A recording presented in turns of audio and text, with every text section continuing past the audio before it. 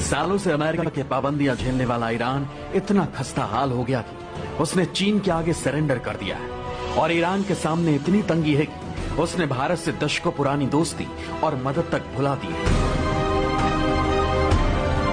चीन का ईरान पर कैसा जादू चला है ये इसी से समझ सकते हैं कि ईरान के राष्ट्रपति हसन रूहानी ने भारत को चाबहार रेल परियोजना से बाहर का रास्ता दिखा दिया है। हालांकि ईरान ने दलील दी है कि भारत ने प्रोजेक्ट की फंडिंग में देरी की, इसलिए उसके पास कोई रास्ता नहीं बचा था और अब ईरान अकेले ही अपना प्रोजेक्ट पूरा करेगा। लेकिन हकीकत यह है कि चीन के राष्ट्रपति शी जिनपिंग ने रूहानी की पीठ पर हाथ रख दिया है। चाबहार एक इम्पोर्टेंट भारत का प्रोजेक्ट है जिसके ऊपर भारत काम कर रहा है और चाइना ने $400 बिलियन का जो उसके साथ एग्रीमेंट किया है अगले 25 साल का, उसको देखते हुए मैं समझता हूँ कि उससे ईरान की नीतियों के ऊपर भी प्रभाव पड़ता हुआ नजर आ रहा है। अब आपको बताते हैं भारत के लिए चाबहार रेल परियोजना की अहमियत क्या है।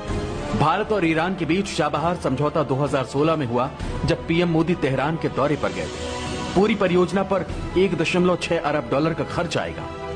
ये भारत की बाउंड्रीज हैं, ये पाकिस्तान, ये अफगानिस्तान और ईरान, और इसी ईरान में है चाबहार पोर्ट।